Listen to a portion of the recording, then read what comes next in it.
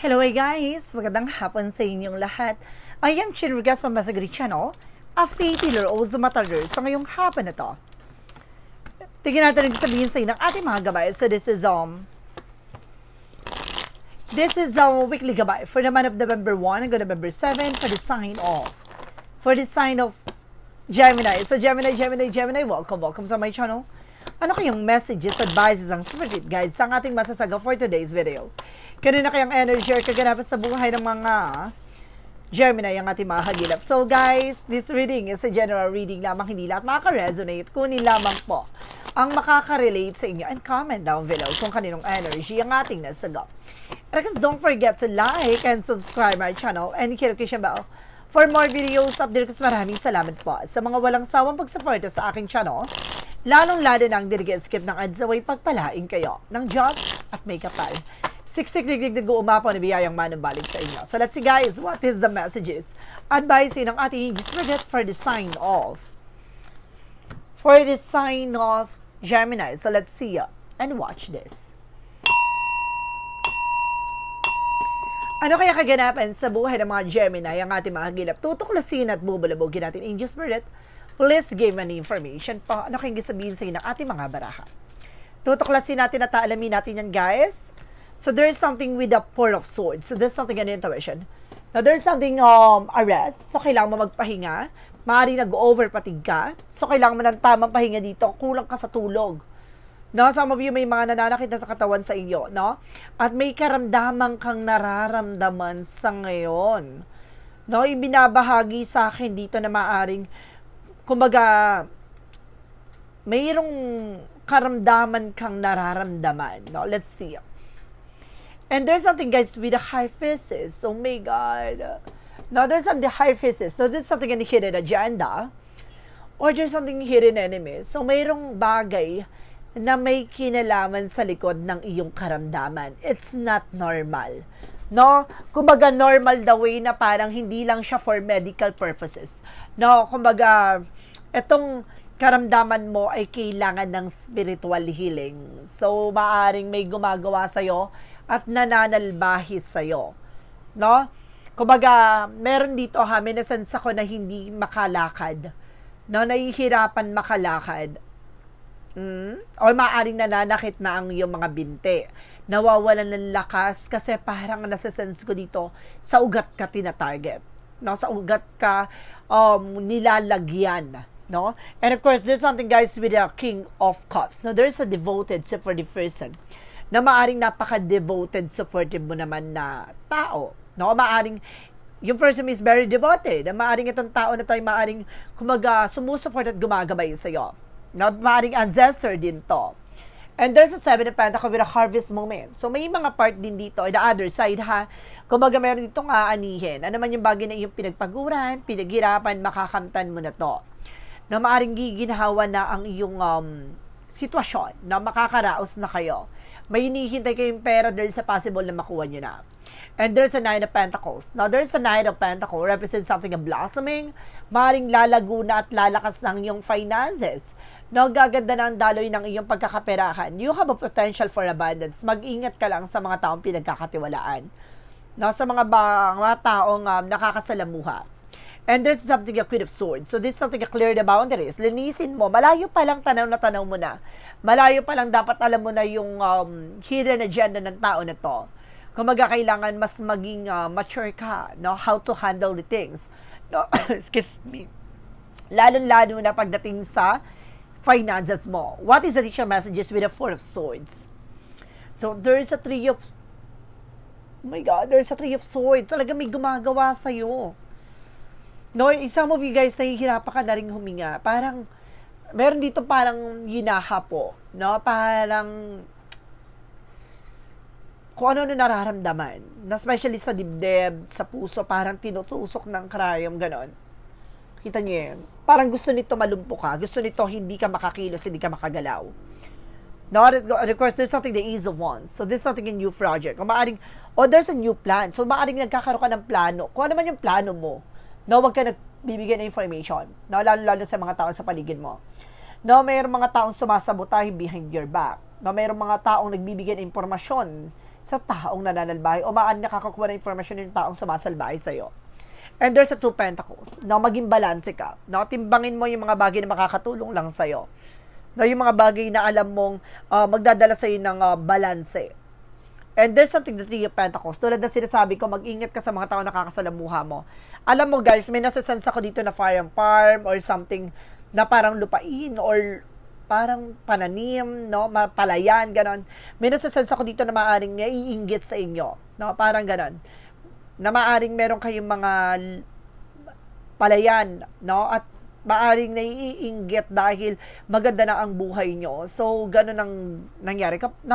Alam nyo guys, no? Parang nasense ko dito kapitbahay nyo lang to or kamag-anak. No? Sariling kamag-anak. Sabi ko na, there's a Ten of Cups. No? Maaaring masayahin ang inyong pamilya at inggit nga sa inyong pamilya. I feel something relatives to. Na maaaring kamag-anak siya. And there's a Seven of Cups. This is something in the confusion. Maaring itong tao na to ay maaring ginugulo ka or ginugulo ang inyong buhay, ang inyong sitwasyon. Now, let's see what is the Four of Swords, the Three of Swords. Represent with the Hangman. See? There's the Hangman. Parang hindi ka makakilos, hindi ka makagalaw. You're feeling stuck. Oh my God. Grabe, ang bigat. Parang pinapakita talaga dito na may taong nananalbahe sa'yo dito para hindi ka makakilos, hindi ka makagalaw. No, there's something a burden. No, grabe, ang bigat. There's something the Page of Swords, being curiosity. Oh my God, the Page of Swords, something spy looking, watching at you. Spy looking, watching at you. It means may sumusubaybay sa'yo at nakakawa ng information. Diba? Tulad na sinasabi ko, diba? May plano. Ano man yung bagay na plano mo, kailangan na huwag ka nagkukwento. Nasa paligid lang to, grabe. Now, of course, there's something the Temperance. So, pinapaalalahan na kayo ni you need to pay attention. So, kailangan mong kumilos. You need to pay attention. Kailangan mong gumalaw, kumilos, magawa ng action. No? Solusyonan. Hanggat maaga pa. Kailangan yung agapan to. Ganon. Kasi unti-unti nang humihina ang iyong mga ugat. No, tina-target ka sa ugat para hindi makapag-circulate yung blood mo, no, para hindi makapag-circulate yung mga calcium proteins mo sa katawan, para yung mga healthy, no, body, yung healthy bodies mo mag-feel. Oh my God. Grabe. Grabe to ha. Naloka ako dito sa reading. There's a Hermit card. See, the answer you need is here. So, nandito na ang kasagutan sa iyong katanungan. May bagay dito na unti-unti magliliwanag sa iyo. Ito yung matagal mo ng tanong eh. Ito na yung matagal mo ng tanong, ito na yung magiging sagot sa tanong mo. And there's something the Eight of Wands. So, mayroong kang bagay na kumbaga malalaman. Or there's something, an information na parang malalaman mo. Or there's something communications, transactions, or there's a travel, guys, na maaaring sinasabi dito para hindi ka makaalis. Kung nangingibang bansa ka para hindi ka na makaalis. And there's something with the Justice card. Now, there's a justice will be served. No, maaaring sinasabi dito, wag kang mag-alala, makakamit mo yung justisya. No, kumbaga, sinasabi lang dito, magulo lang ang sitwasyon mo, parang imbis kasi naswertihin kami na malas ka talaga. Na mag-ingat ka. Let's see for the outcome. For the outcome, this is something with the King of Pentacles, security. Maging secure ka pagdating sa kinakain mo, ha? No, sa lahat ng bagay na gagawin mo, pag-iingatan mo ito. Kailangan, wag kang gagawa ng paraan na makakakuha sila ng information. And this is something the Nine of Cups, no? Mag-ingat ka rin sa pagbibigay ng mga pagkain, ha? May mga offer dito na pagkain, bigay, something, birthday, celebration, or anything na bigay or binibili galing sa mga tao sa ibang, sa paligid mo or sa kapitbahay mo, mag-ingat ka, no? Even to your family, relatives, no? Kailangan mag-ingat ka sa mga kinakain. I feel something, hindi naman siya first family, no? Kumbaga, hindi siya yung pamilya mo na, kumbaga, binuo mo, no? I feel, related talaga sa inyo to. And there's something, guys, with Emperor, not just being mature enough and being grounded, so, dapat alam sa sarili mong grounds mo. Kumbaga, kailangan mo talaga ditong magdesisyon. No, there's something a discipline. No, that kailangan mo rin ng disiplina sa sarili mo. Iwasan yung bagay na nakakasama sa'yo. And there's something the Ace of Pentacles. Sabi ko na nga ba may tungkol sa pera eh. Itong bagay na tayo maaaring lumapit sa iyo o may inggit sa inyo. No, parang ayaw nito na nakikita kayong maganda buhay. Gitera naman to. Nakapitbahay niyo na to or kamag-anak na to. There's an Ace of Swords, something a breakthrough. Some of you magtatagumpay ka. Na masusungkit mo, ibig sabihin matutuldukan mo to, malalagpasan mo to. No, at the same time, there's a Wheel of Fortune with a turning back. Ano man yung bagay na ginawa with the Justice card, babalik sa kanila yan. No, kailangan mo lang talaga gumawa ng action para maputol at matuldo ka na ng maaga pa. No, there's a Justice and the Justice and the Wheel of Fortune with a turning back. No, tulad ng parehas karma yan, ha. No, there's a both karma or there's a double karma. No, pinapakita na talaga na with a clarification with the karma. Now, let's see what is additional messages for finances and career, love life at kalusugan. Let's watch this.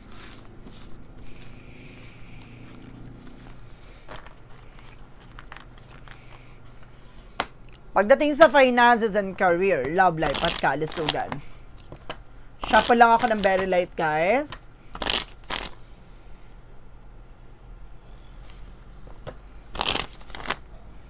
Okay. So, pagdating sa finances and career, represent with the Four of Pentacles. So, kailangan mag-save kayo. No? Proteksyonan nyo ang inyong pera, ang inyong pinaghirapan, pinagpaguran. No, there's something with the Star card, healing and recovery. Makaka-recover na kayo sa lahat ng kagastusan. Or kumbaga, makaka-recover na kayo kung naiipit kayo pagdating sa resource of income nyo. No, maaaring nakakaranas kayo ng pagtumal, no, pagbagal ng pasok ng pera, kumbaga makaka-recover kayo. Kailangan nyo lang maghigpit ng sinturon. And this is something the lover is connected with your love life. Na maaaring nagkakaroon dito ng balance at pagtutulungan nyo, no, ng partner nyo or ng asawa mo. Kailangan nyo lang talaga ng unity. And this is something the Nine of Cups. This is something a wish fulfillment. So, matutupad yung mga pangarap nyo. Ano man yung bagay na gusto nyo mangyari sa inyong family na may related about sa pera, makakamtan nyo ito. And there's a Four of Wands. May celebration coming in. So, may mga celebration talaga magaganap. Na maaaring madagdagan yung branches ng inyong business o maaaring magbukas kayo ng business. No, meron ditong, kumbaga, uuwi, no, and magbi-business for good. And there's something, guys, with the Five of Swords. Nagkakaroon ng self-sabotage. Masyado ka kasing open. No, mabilis kang maawa. No, at mabilis kang, kumbaga, mauto ng mga tao sa paligid mo. Mag-ingat ka. Na pagdating sa business is business. No, walang kamag-anak, walang kahit na sino dyan. At the same time, kapag dating sa business, kailangan marunong kang i-handle yan. No? Hands-on ka. Hindi ka dapat magtiwala. Basta-basta. Pagdating sa love life mo, there's something the Page of Cups, listen to your intuition and listen to your gut feeling. Makikinig ka sa nararamdaman mo. No? Kumbaga, pagdating sa love life, kumbaga may mga bagay na makikinig ka sa inner voice mo with the Seven of Wands. Protectionan mo at pangalagaan mo ang iyong relasyon. So, may mga instinct dito. Now, there's a women's instinct and there's a men's instinct. So, depende yan. Kung naman yung bagay na pinapahiwatig sa iyo ng vibration na yon or ng gabay na yon. Alam ba yung bagay na gusto sabihin sa iyo, paalam sa iyo na may related sa love life, ipapakita to that you are being protected. Now, there's a Six of Cups. Now, there's a past person. Maaring related talaga sa inyo, kamag-anak nyo. No? Maaring kapatid ng nanay mo or maaring pinsan mo. Basta related siya, no, sa inyo. Now, meron din ako nakita dito, there's an ex coming back. Now, meron taong sumusubok bumalik. Now, there's a Ten of Pentacles, but it's something long-term. Magkakaroon kayo ng long-term relationship nitong asawa mo, no? Talaga magiging masagana ang inyong relasyon. O some of you, kung separated ka, no, magkakaroon ng reconcile. Maaaring magtagpo ulit kayo ng person mo. Na magkaroon kayo ng something na collaboration again. No, heart-to-heart conversations. So, magkakaroon kayo ng important connection, important information, no? Magkakaroon kayo ng pag-uusap na maaaring magdala sa inyo ng pagbabalikan. O maaaring meron ditong, kung magkasama na kayo, maaaring sinasabi dito may taong babalik from the past. So, kailangan mo lang proteksyonan ng inyong relasyon. And there's a Knight of Swords, no? Bibilis ang takbo ng situations. No? Kumaga, may mga bagay dito na unti-unti ng, kumaga, makaka-recover. Ang bilis ng mga nagaganap, ang bilis ng mga nangyari, pero unti-unti ka na nakakaahon, no? And there's something with a higher fund, with an education. So, kailangan mo pakakatandaan at kailangan mong matutunan. Ano man yung bagay na nangyari sa'yo, lalo-lalo na sa relasyon. Meron ditong pilit kayong pinaghihiwalay ng person mo. There's something separation with a higher fund. Na mag-ingat kayo kasi may mga taong naiinggit sa inyo. No? Sinisira ang inyong relasyon. And of course, pagdating sa kalusugan, there's a devil card. Sabi ko na eh.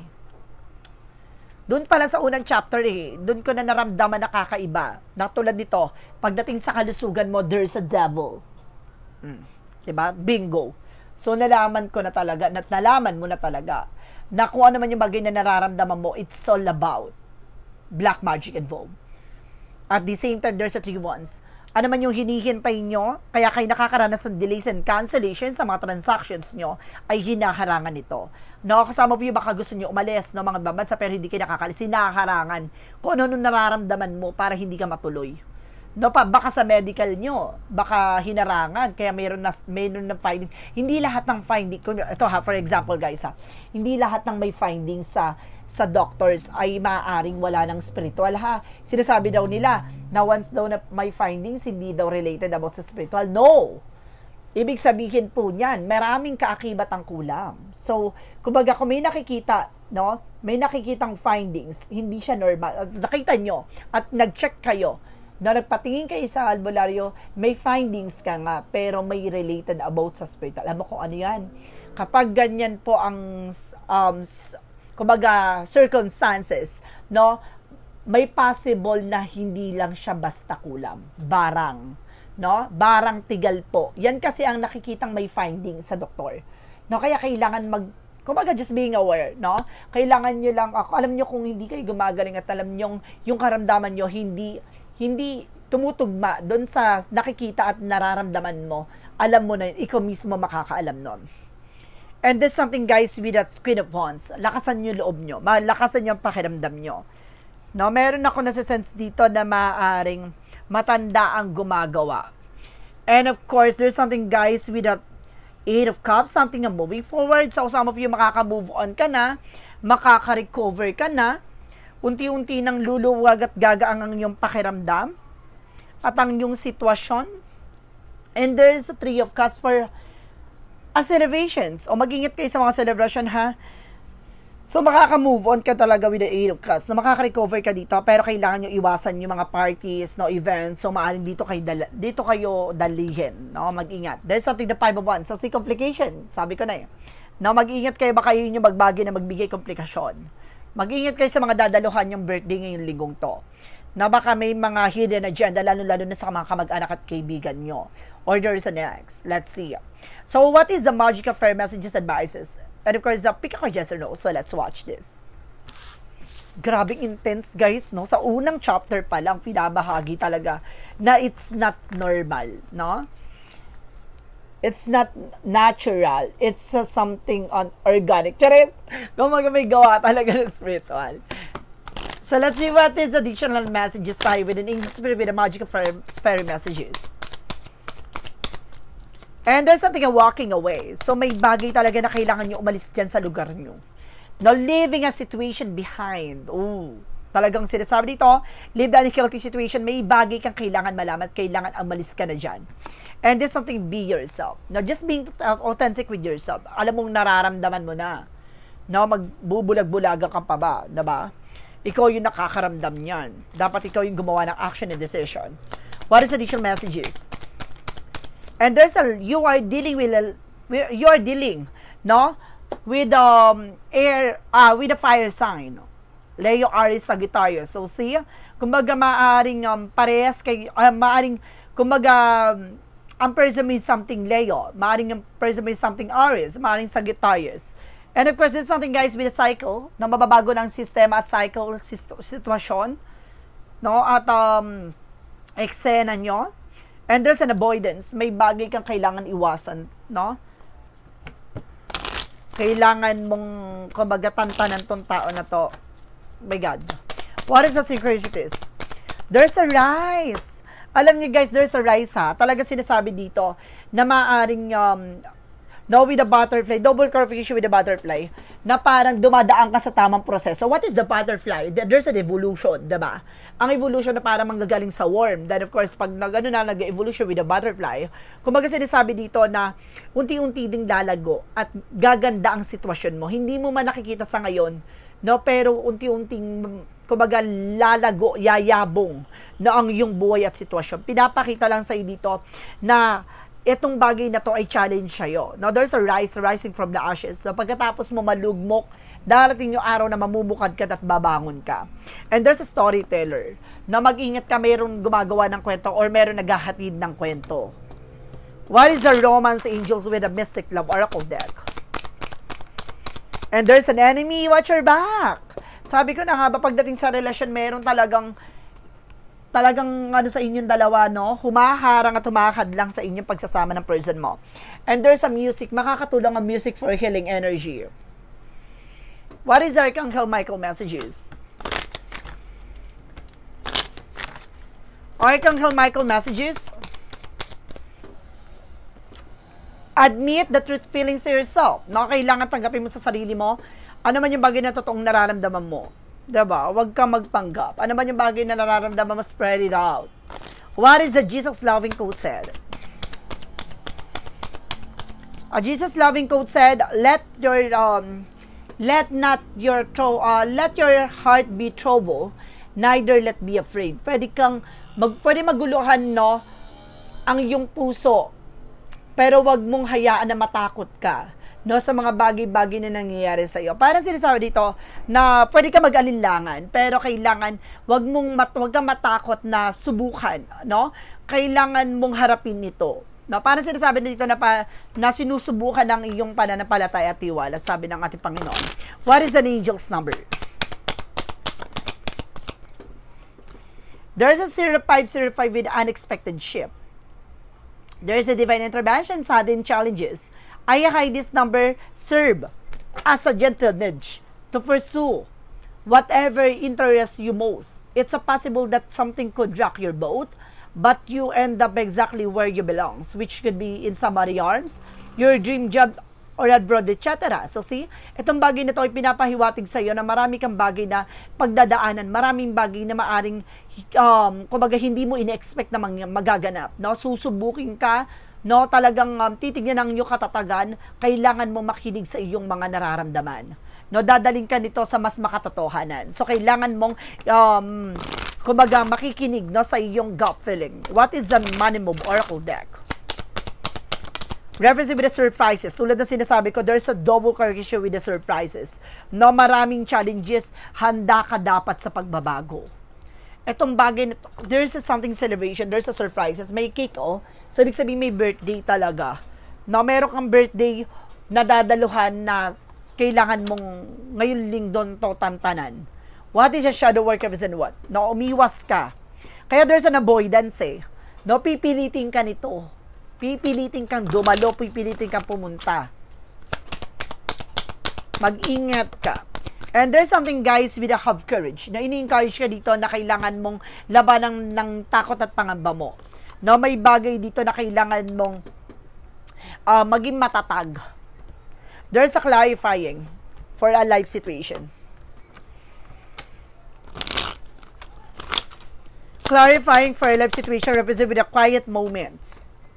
Seek solace in the silent where clarity find its true voice. So see, kumbaga makikita mo talaga, no, sa tahimik na parte ng buhay mo. Doon mo makikita ang totoong kaliwanagan sa sitwasyon mo. Wala kang maririnig ng kung ano-ano, sarili mo lamang at mismong gabay mo lamang ang kumbaga magbibigay sila ng informasyon. Ano kailangan mong gawin. So may bagay dito mas maganda yung tahimik, no? There is a clarifying for a life situation. And there's something, guys, with a lone path. So, parang bagay na kailangan mo talagang, kumbaga, lumaylo, no? Or either, kailangan mo lumipat ng lugar, or sitwasyon na wala kayong kamag-anak, no? Na wala kayong kakilala, no? Dun ka gagaling. Dahil the more kasi na maraming nakakakuha na information, hindi ka gagaling dyan. From what lies beneath very the future. From what lies beneath very the future. And there's something, guys, with a fighting for what you love, claiming what yours, love is a battlefield. See?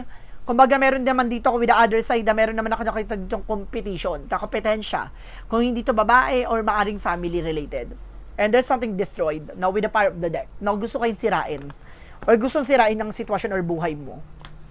From a far of the light. No? From the far of the light. Represent what? Let's see. And there's something, guys, with energetic action. I focus on my heart and take meaningful action in the present moment. For things I cannot change, I release them.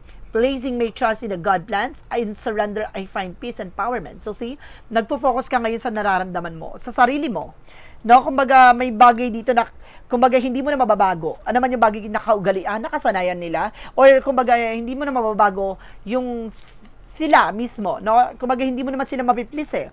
So sinasabi dito, kailangan mong palayain at pakawalan sila. Kailangan mo dumistansya at lumayo sa kanila. No, ayun yung bagay na magdadala sa iyo ng pagbabago. So, let's see what is the pick or yes or no. Alamin natin yung magiging sagot sa tanong mo. Let's watch this. So, guys, before anything else, no, kung bago ka sa channel ko with a pick or yes or no, pwede ka magtanong. Isang tanong, isang sagot. Mag-iisip ka ng tanong, pipili ka na magiging sagot within 1, 2, or 3.